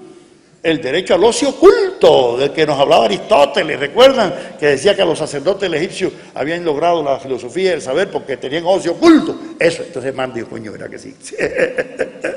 Y ese libro lo pueden buscar en la Lerner, ahí está. El derecho a la pereza, de Pablo Lafargue, un libro clásico del pensamiento socialista francés. Y Lafargue tiene otros libros: el papel del individuo y la persona en la historia, la concepción materialista de la historia. Bueno, una obra tremenda. Bueno,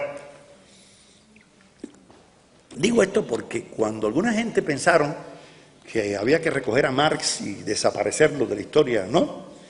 Yo llego a Berlín y cada vez que voy a Berlín siempre me gusta ver si tumbaron la estatua de Marx y Engels, que está en Alexanderplatz. Como que uno veía aquellas imágenes, ¿no?, que cogían la estatua de Lenin en una grúa y la desbarataban por allá, ¿no? Y yo decía: ¿seguro que hicieron lo mismo con la de Marx? Bueno, esa estatua, que está en el centro de Berlín, siempre hay dos policías dándole vuelta, cuidándola.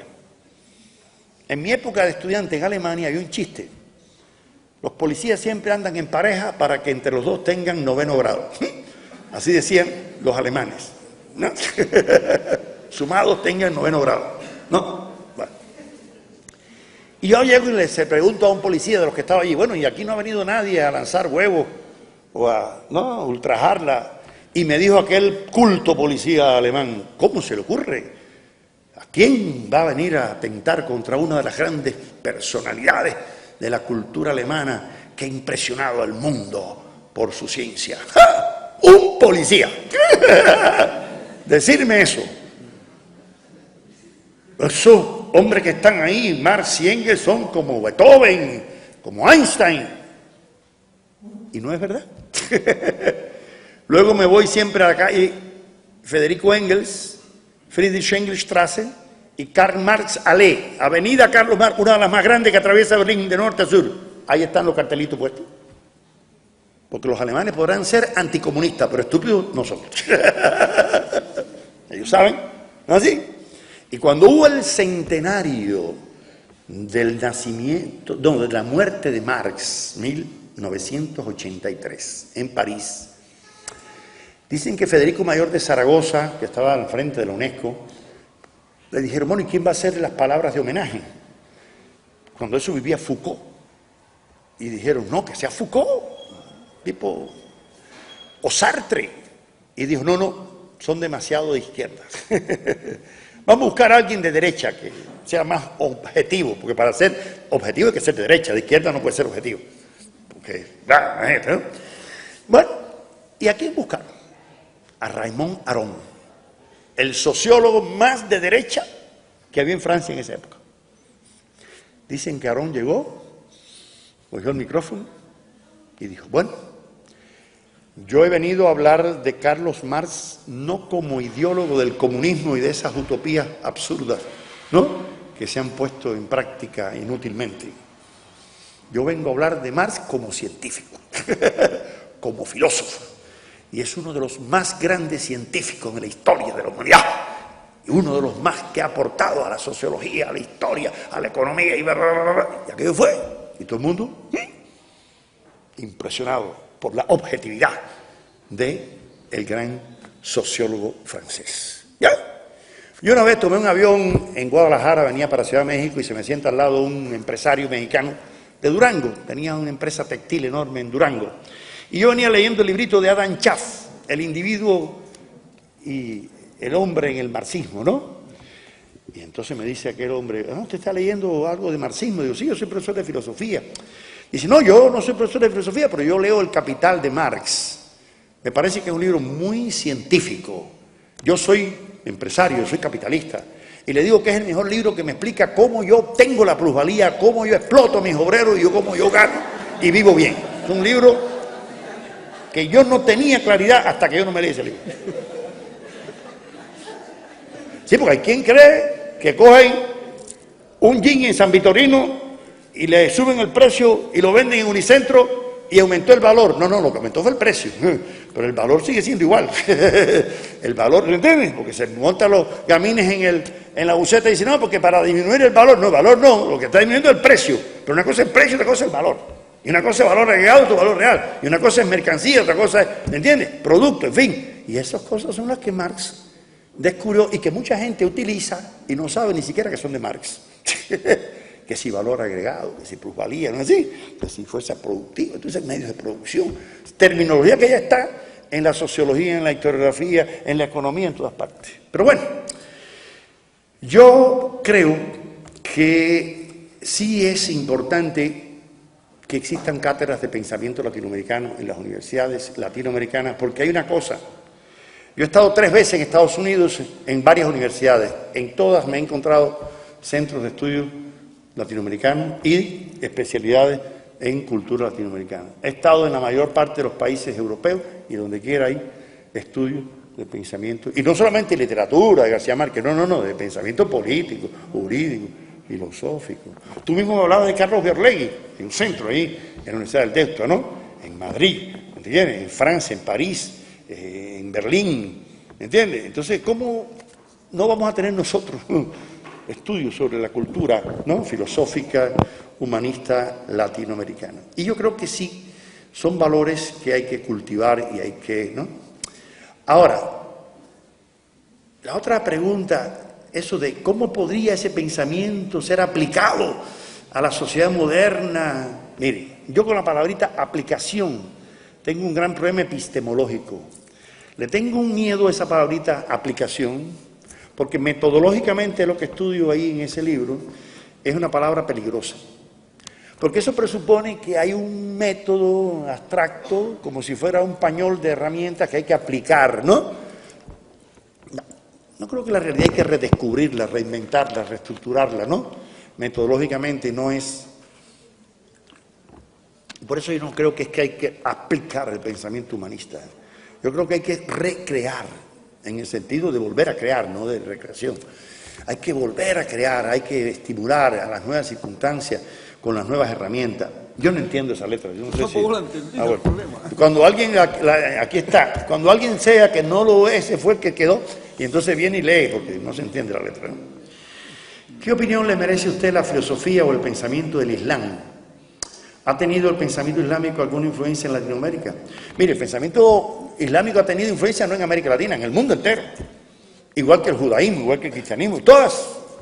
Yo no soy un profundo conocedor del pensamiento islámico, se lo digo. Ahora, viví con un libanés en Alemania, ¿no? Durante 2 años en la misma habitación, y eso me llevó a ciertas relaciones con ese mundo, ¿no?